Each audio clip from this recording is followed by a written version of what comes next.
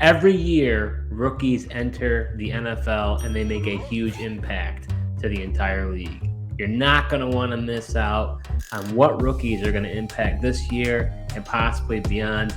Today, Joe and I are going to be going through our top 25 Dynasty Rookie Rankings with tiers. Hike! All right, Joe, so we're going to go through our top 25. We're starting off in tier 4.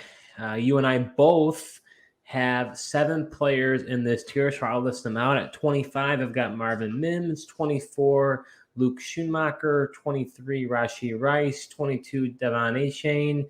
21, Luke Musgrave. 20, Josh Downs. And 19, Jalen Hyatt. For you, you've got 25, Cedric Tillman. 24, Jalen Hyatt. 23, Jaden Reed. 22, Rashee Rice. 21, Tyjae Spears. 20, Tanks Bigsby, and 19, Josh Downs. So you and I have some similarities and some differences. Why do you have Tank Bigsby and Tyjae Spears in your tier 4? I have them in my tier 5. I guess I just like them in my tier 4 because I feel like those are, 2 running backs. I know they're dynasty rankings, but just from a standpoint of they're going to be ready to impact your NFL lineup this year. Tanks Bigsby, I expect him to get a decent workload this year. And, of course, Travis Etienne is going to be worked in the passing game and things like that. But he's ready to contribute to your lineup. And, same thing with Tyjae Spears. I think they could, Tennessee could be trying to limit the workload for Derrick Henry. And, he's going to get some involvement this year. So you'll be able to get early production out of those 2 players.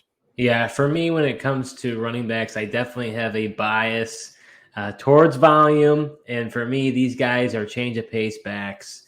And I think as a result, their upside is limited. So I'd rather target a guy and just have a greater value in my pick. But I do like them. I think, mind you, when we made these rankings, or at least when I put my rankings in, these were based on when I had the rankings created after the draft. So I haven't really factored into what's happened in the preseason, what's happened in the training camp. Tank Bigsby has looked really good. Even Tyjae Spears has showed some flashes as well. So I totally think it makes sense having them here. If I had a correction to my rankings, I may even put them closer into this tier 4. But for me, it looks like some differences here. I've got Musgrave and Schoonmaker in tier 4. You have them a little bit lower than me. You've got, it looks like, Musgrave at 27. I got him at 21. And then you have Schoonmaker, which is total disrespect to your Go Blue, Joe. What good? This is not Go Blue at all. You got him at a 34, down in the cellar. And I've got him at 24. I'm a little bit higher than you, I guess. I mean, this is a tight end draft class that, supposedly is the best in decades per Daniel Jeremiah. So, these tight ends could make a huge impact compared to what we've seen from tight ends. Not necessarily, right away as rookies, but especially from a dynasty perspective.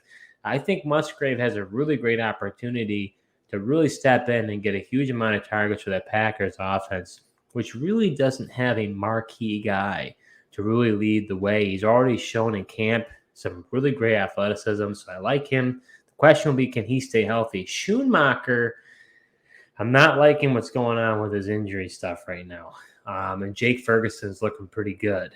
Now, Dallas knows how to develop tight ends, and they drafted Schoonmaker in the 2nd round. I mean, it'd be quite a waste if they go ahead and draft him and not develop him. So I think Schoonmaker will be a good player moving forward. He'd probably be a guy that would be realistically going down for me based on the news. But what are your thoughts here as far as my tight ends? Do you think I got him too high? Yeah, well, I mean, obviously you're higher on those players than me. I guess, Schoonmaker, why I had him lower. And again, you said we did these a couple of months ago. But I guess I think Dallas Cowboys overdrafted him. I don't think he really should have been a 2nd round tight end in this draft. And I think a lot of these other tight ends are potentially better than him.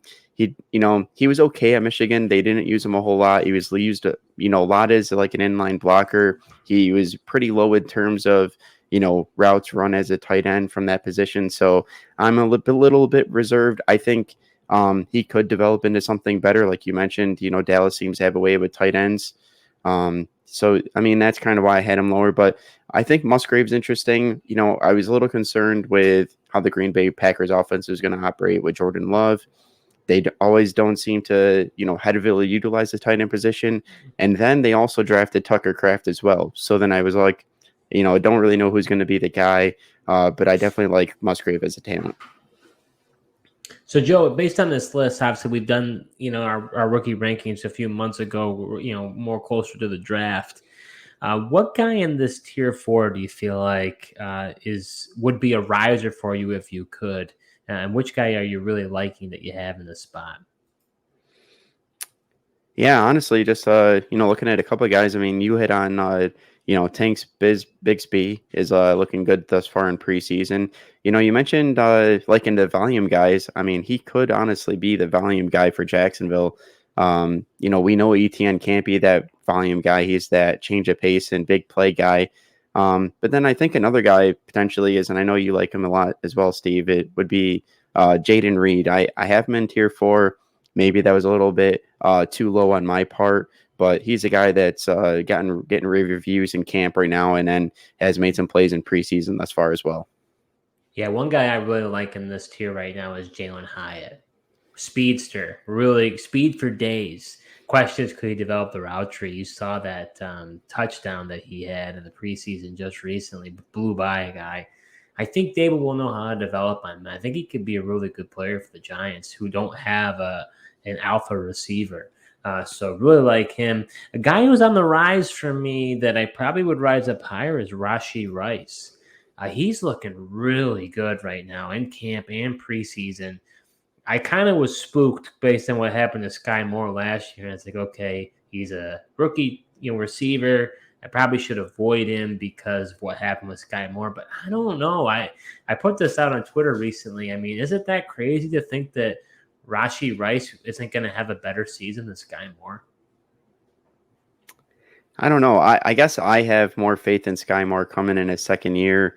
And we tend to see, as we mentioned before in other videos, we tend to see that second year breakout. And I think he could put it all together. It's really tough. This Kansas City wide receiver room, they don't really have a number one target outside of Travis Kelce in this offense. And I feel like at any given week, it could be any of these guys. I guess I would just have more faith in Sky Moore coming into his second year, more experience in that offense, and him to take that next step, which would be a little harder for Rice as the rookie coming in. So heading over to tier 3, we've got a whopping 8 players each here. So I'll go through the list. At number 18, I've got Kendre Miller, 17, Jonathan Mingo, 16, Sam Laporta, 15, Jaden Reed, 14, Hendon Hooker, 13, Zach Charbonnet, 12, Zay Flowers, and 11, Will Levis. For Joe, he's got 18, Michael Mayer, 17, Roshan Johnson, 16, Jonathan Mingo, 15, Sam Laporta, 14, Kendre Miller, 13, Devon Achane, 12, Marvin Mims, and then 11, Zach Charbonnet. So some similar players here, Joe, some differences. One that really comes to mind is you've got a real homer going pick here with Marvin Mims here. And you're laughing because you knew I was going to go here.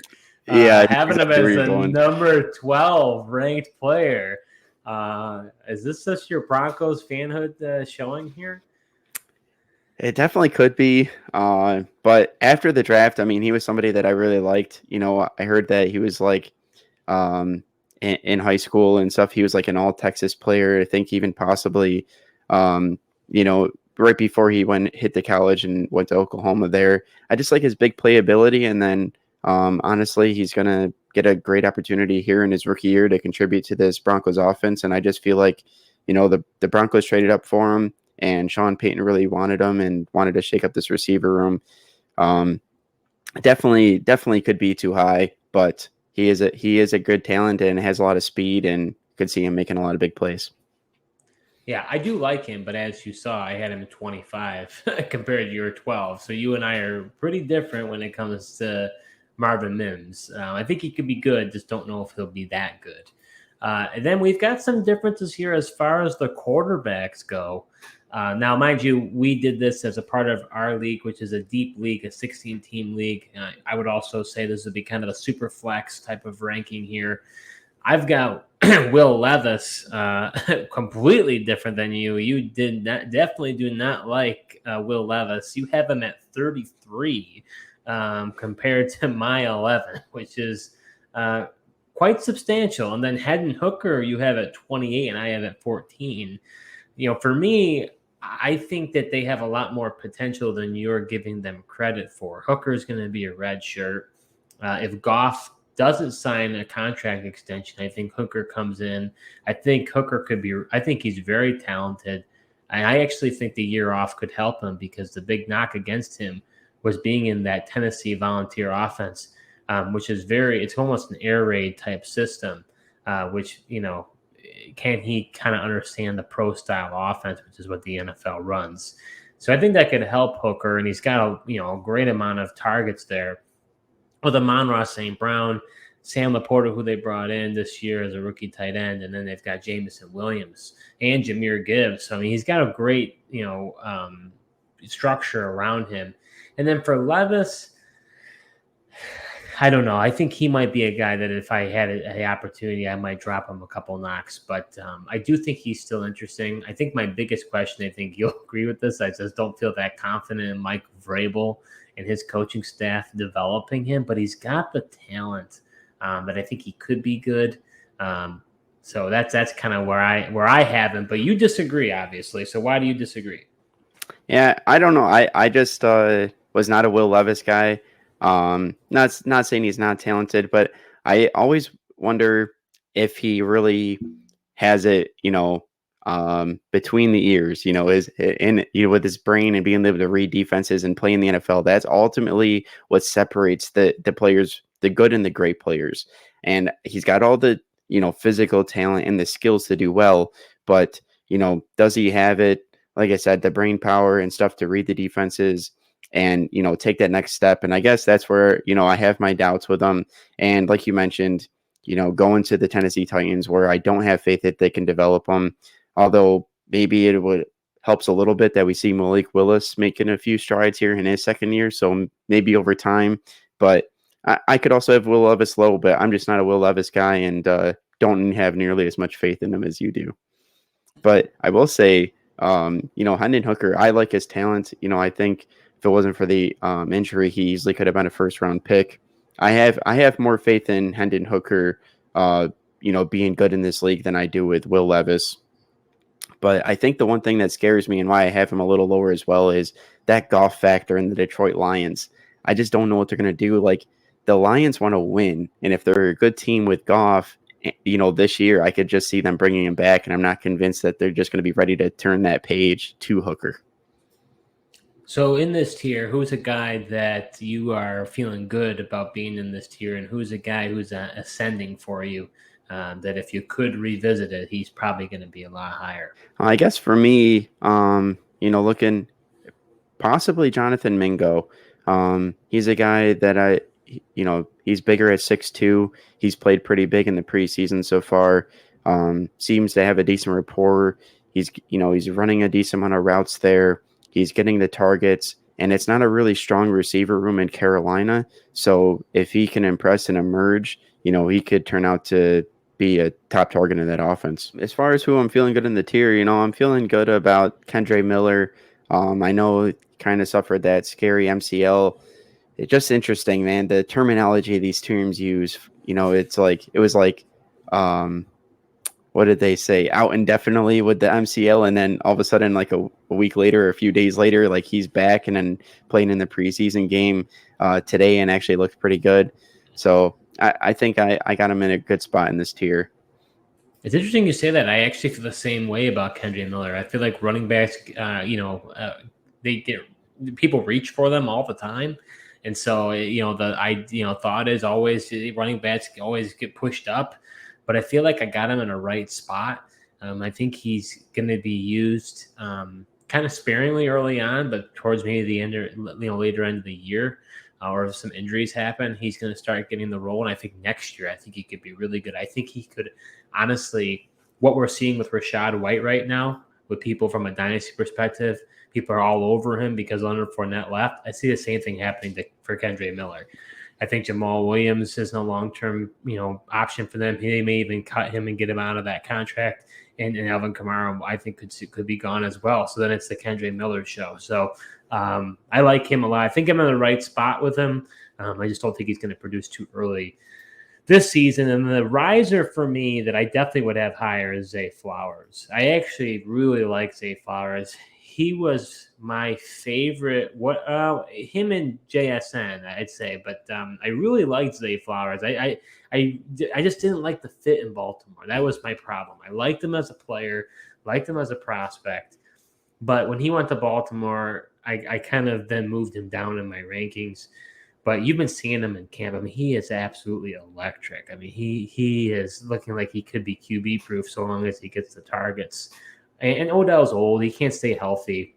He might be the guy in Baltimore for a while if Lamar, and him can really make a connection. So he's a guy I feel like I have a little bit too low right now. Yeah, that makes sense. We'll be talking about him. I got him in my tier 2. That's right. You like them as well, but you kept them up. So are you enjoying this video so far? Well, if you are, show your support to our new channel by hitting the subscribe button and liking this video. We'll be creating videos all NFL season long, so you're not going to want to miss what we have in store. In tier 2, we each got 5 guys. Number 10, I've got Michael Mayer. Number 9, CJ Stroud. Number 8, Quentin Johnston. Number 7, Jordan Addison, and number 6, Jackson Smith-Njigba. For you, you've got 10, Bryce Young, 9, Dalton Kincaid, 8, Zay Flowers, 7, Jordan Addison, and 6, Quentin Johnston. So, Joe, looks like between you and me, again, we've got some similar players. You got Flowers a little bit higher than I do. You also, I have CJ Stroud much lower than you. What are your thoughts? Comparing you and my tier 2 here. Yeah, like you said, we got some similarities. Obviously, you're lower on CJ Stroud. I'm higher on CJ Stroud. I just feel like he was, probably the most NFL ready quarterback coming out in this draft class here. And naturally, I'm lower on Bryce Young. I get that everyone says he's got it, between the ears, and his processing speed is elite and everything. I just still worry about his size, and it's not so much his height. It's just that he's so small, and I still have my doubts on when these big old grown defensive ends keep coming and hit him. What is the durability is going to be like? So because of that kind of concern, that's why I have Bryce Young lower. Are you not concerned on based on how CJ Stroud has done in the preseason so far? I mean, any rookie quarterback's going to have their growing pains. You can't. And honestly, I'm not that concerned with like the preseason play. Everyone's kind of just playing, vanilla stuff. Nobody's really getting into the details of what they're going to do. I think the Texans are still going to be, a run first offense and get that play action working. He's going to need to get acclimated a little bit. It's, probably going to be a rocky start for him, but I do think eventually he'll get it going. So who do you have in this tier that you feel like you got it right? And who's a guy that if you could do it again or do it right now, he'd be a riser for you? Well, I feel like I've got I like my spots for like Quentin Johnston and Jordan Addison.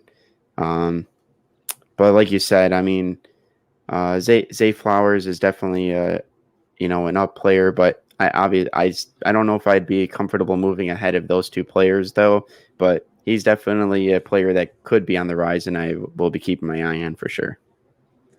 Yeah, for me, I feel really good about my spot for CJ Stroud.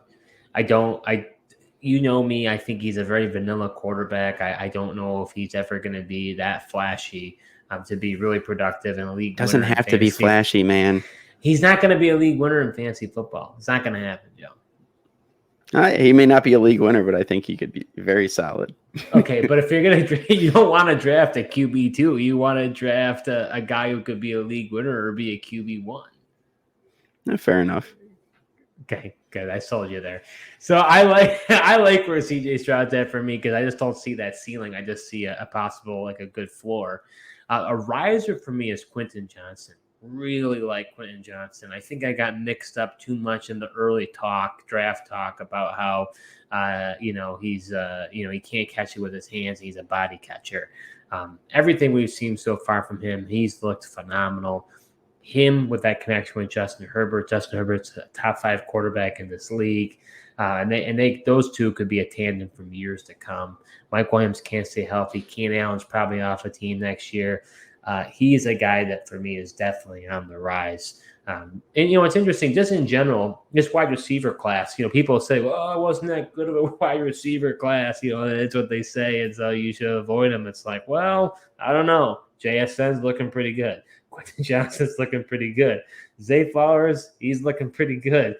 Jordan Addison, he's looking pretty good. So it's one of those things. It reminds me of the draft class when A.J. Brown and D.K. Metcalf and Deebo Samuel, I want to say they were all in the same draft class. People are like, well, it's not that good of a class. It's like, well, those are some of the guys that are some of the best in the league, and people say it's not good of a class. So you kind of have selective hearing when you listen to this stuff. Yeah, definitely. I mean, I don't know. I think too much goes into comparing these players between different draft classes of previous years. It's like toss that out the window, just kind of evaluate a player's talents and, like you said, monitor where they go and what you think, depending on an offense that they go to, if they're an offensive player, and figure out what kind of their ceiling is. But just evaluate the players and the talent themselves and try not to listen to all the hoopla these analysts do as far as comparing the draft classes from previous years. So going over to the top 5 in our tier 1, I've got Dalton Kincaid at number 5. I've got Jahmyr Gibbs at 4, Anthony Richardson at 3, Bryce Young at 2, and Bijan Robinson at 1. And then for you've got CJ Stroud at 5, Jackson Smith and Jigba at 4, Jahmyr Gibbs at 3, Anthony Richardson at 2, and Bijan Robinson at 1. So you and I are pretty similar. No reason to really talk about Bijan Robinson, Anthony Richardson, and Jahmyr Gibbs. I think you and I are right on par. So our big differences are you got JSN and CJ Stroud up at tier 1. For me, I've got Bryce Young and Dalton Kincaid. I think if anyone's been watching our videos, you'll know that I'm a huge fan of Dalton Kincaid. I think when I watch him, I think he has the ability to be a Travis Kelce type of player in this league with Josh Allen, who is one of the elite quarterbacks in this league. I think that the two of them could be a dynamic tandem for years to come. And I think he could be a difference maker at tight end, which you can't really find. So I have him very high. No knock against Jackson Smith and Jigba. I also think he's going to be very good. I just don't know if his impact will be as big as Kincaid's impact because the tight end landscape is so barren. Yeah, I mean that's a fair point for Kincaid in your top 5 there. The tight ends have really been a crapshoot, and especially for Dynasty, I guess you kind of got to be careful. Everyone thought, jumping on the Kyle Pitts, he's kind of the same for the same reasons you're given for Kincaid. The only difference is, as you mentioned, Kincaid has Josh Allen as his quarterback, and I feel like that's one of the things that's really been holding Kyle Pitts back. You saw him in his rookie year. He had Matt Ryan, but really struggled at the quarterback position ever since, and he just hasn't been the same guy. I mean, think if Kyle Pitts had Josh Allen as his quarterback. I mean, I think people would be paying up the wazoo to get him. Yeah. I mean, definitely being on, the Bills were the second scoring offense in the league last year. So Pitts being in that offense, and as long as they, I figured they at least know how to get him the ball down the field instead of sending Gilliam on those wheel routes down the field. But yeah, as far as my picks here in the top 5, I had to have JSN in the top 5. I thought he was my number 1 guy in this wide receiver draft class, and went to a good spot with the Seattle Seahawks. I know they have Tyler Lockett there and DK Metcalf, but his ability in the slot and his route running is just elite, and I think he's definitely deserving to be in the top 5. So for to close this out here, who's a guy that you feel you got it right, and is there a riser in this group for you? It's hard to rise any further. We are talking about the top 5 here. Yeah, I don't know if I really have a riser in the top 5. I mean, I like all these guys in my top 5 a lot, and like you mentioned, it's really hard to have these guys any higher. I mean, I guess potentially, maybe I could put Jahmyr Gibbs at 2 underneath Bijan just because I really like his potential in this Lions offense. But other than that, I can't really see anybody. Yeah, I mean, it sounds like you felt good about the JSN, putting him in that spot. And I think for me, I feel very good about Kincaid. I know I'm very contrarian on that, but I just feel it in my bones that there's just too many reasons that you'll have to watch in a different video where I talk about him, why I think that's the case. But I think I'm with you. Jahmyr Gibbs is a riser for me. He has been rising. I was worried about him. I thought he was just more of a speed, flashy guy. And I worry about that height, Joe. But yeah. I just think his athleticism, because he's close to that 5'9" mark, and anybody 5'9" and below, I don't think does very well. But he's dynamic, man. I think they're going to use him like a Swiss Army knife for those Lions. I don't think it's out of the question that he sees like 80, 90 targets. I mean, we're talking like an Austin Eckler type of receiving entity out there. I know they got David Montgomery. That's the only question mark I have is how much are they really going to use him? But I don't know. I'm almost starting to think he could be an afterthought in that offense. Yeah, the only thing that would concern me with David Montgomery is if he's like the new Jamal Williams and that's their goal line back and he's, stealing all those touchdowns away from Jahmyr Gibbs. Gibbs makes all the plays and gets the offense down there. And then it's like, coming off the field, David Montgomery's coming in to steal your touchdown. But outside of that, that'd be my one worry with Montgomery this year, anyways. The other guy I would say maybe the close that I feel good about that I disagree with you on is Bryce Young. I think Bryce Young is a guy who is an elite player. I think he's going to change the game as far as what people say about his height and his weight. I think he's just because of his processing skills. I feel like he's got eyes in the back of his head. So I think he is going to. There's always a unicorn that's going to break the mold in the NFL. I think he's going to be the next one to do it. Yeah, I mean, I feel like really Patrick Mahomes was that guy, and it's going to be hard to outdo him. That's for sure.